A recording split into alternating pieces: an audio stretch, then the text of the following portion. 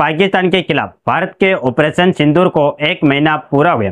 इसी 1 महीने में भारत ने बल और कूटनीति से उसे ऐसी चोट पहुंचाई है जिससे वह 1 महीने में ही बेहाल हो उठा है। भारत ने शहबाज शरीफ सरकार और पाकिस्तान सेना के जनरल असीम मुनीर को दिखा दिया है कि भारत से उलझने और बेर मोल लेने का फैसला अंजाम हो सकता है।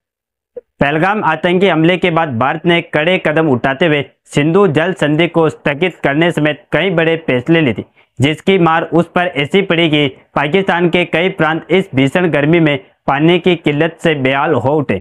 पाकिस्तान के कई डैम्स में आधे से भी कम पानी बचा, जबकि गहरे सूखने की कगार पर हैं और खरीफ के सीजन में खेतों में सिंचाई के लिए भी पर्याप्त पानी नहीं है। पानी के लिए पाकिस्तान में हाहाकार सा मचा हुआ है। पाकिस्तान रिपोर्ट्स के मुताबिक उसके कई प्रांतों की अंदरूनी इलाकों में हालात ऐसे हो गए कि लोगों ने पानी की भारी किल्लत के चलते नहाना भी कम कर दिया। दोस्तों, कुछ भी जगहों पर वाटर टैंकर्स की लूट की खबरें आ रही हैं, जबकि बहुत से इलाकों में लोग हाथों से प्लास्टिक के डिब्बे ले दूर दूर जाकर किसी तरीके से कम चलाने की पानी का इंतजाम करें। कुछ केसेस तो ऐसे भी आए जहां पाकिस्तान के कुछ बाजारों में दुकानों के शटर तोड़कर चोर पानी की बोतलों को पैकेज चुरा कर ले गई। पाकिस्तान की जो हेकड़ी अब 1 महीने पहले देखने को मिल रही थी, उसमें अब कुछ हद तक नरमाई आती दिखाई दे रही है। दुनिया भर में घूम कर उसके नेता भारत की ओर सिंधु जल समझौते के स्थगित करने के फैसले का रोना रो रहे, लेकिन पहले से आतंक परस्त रहे पाकिस्तान की अंतर्राष्ट्रीय बिरादरी भी कोई खास मदद नहीं करी।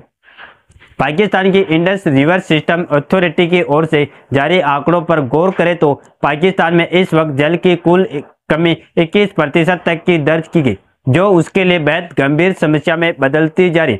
पाकिस्तान के 2 प्रमुख वाटर डैम्स मंगला और टरबला डैम में करीब 50% के आसपास ही पानी बचे। मंगला डैम झेलम नदी पर बना है, जबकि इसकी कुल क्षमता करीब 5.9 मिलियन एकड़ फीट है, लेकिन इसमें केवल 2.7 मिलियन एकड़ फीट पानी ही बचा है। वही सिंधु नदी पर बने टरबला डैम में महज 6 एमएफ पानी बचे, जबकि इसकी कुल क्षमता 11.6 एमएफ है। पिछले महीने हुए पहलगाम आतंकी हमले में 26 हिंदू पर्यटकों के नरसार के बाद भारत ने कड़ा कदम उठाते हुए सिंधु जल संधि को अस्थायी रूप से निलंबित कर दिया था।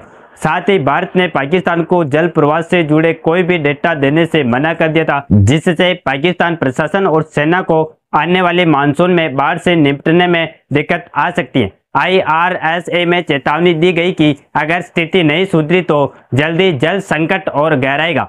पाकिस्तान एजेंसियों को जलाशयों से बेहद सावधानी से पानी छोड़ने को कहा जा रहा है। IRSA ने बताया कि मार्च से सितंबर तक चलने वाले खरीफ सीजन की शुरुआत में ही पानी की भारी कमी हो सकती है। चेनाब नदी पर भारत की जल प्रवाह नीति में बदलाव के कारण मराला हेडवर्स में जल प्रवाह में तेजी से गिरावट आई है, जिससे पंजाब और सिंधु प्रांतों की सिंचाई व्यवस्था पर बड़ा असर पड़ा है। हालात की गंभीरता को देखते हुए पाकिस्तान के प्रधानमंत्री शहबाज शरीफ ने तजाकिस्तान में आयोजित ग्लेशियर संरक्षण सम्मेलन में भी भारत के कदमों पर चिंता जताई थी, लेकिन हकीकत यह है कि जब तक भारत संधि बहाल नहीं करता, पाकिस्तान की जल निर्भरता पर गहरा संकट मंडराता रहेगा। भारत को सिंधु जल संधि के तहत रावी, व्यास, संतुलन जैसी पूर्वी नदियों पर पूरा अधिकार है, जबकि पश्चिमी नदियों में यानी कि झेलम, चिनाब और सिंधु के पानी पर सीमित अधिकार है। भारत को पश्चिमी नदियों पर 3.6 मिलियन एकड़ फीट तक जल संग्रह की अनुमति है, लेकिन वर्तमान में वो पूरी क्षमता का उपयोग नहीं कर पा रहा है, जिससे पाकिस्तान को फायदा मिलता है। हालांकि भारत ने अब चिनाब पर बने अपने बगलिहार और सलाम डैम की सफाई पर जल भंडारण बढ़ाया और जरूरत के मुताबिक जल प्रवाह नियंत्रित करना शुरू करा।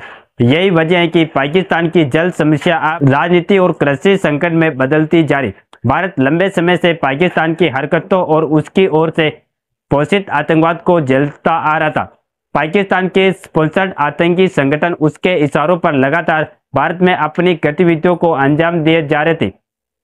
भारत पिछले कई दशकों से कभी बातचीत के जरिए तो कभी शक्ति दिखाकर उसे आगाह करता रहा था कि लेकिन वह अपनी हरकतों से बाज नहीं आया और पहलगाम में आतंकी हमले से उसने भारत को वह दर्द दिया जिससे भारत के सब्र का पैगाम भर गया और फिर भारत ने ऑपरेशन सिंदूर चलाकर उससे ऐसा इंतकाम लिया जिससे वह आने वाले सालों में लंबे वक्त तक याद रखेगा।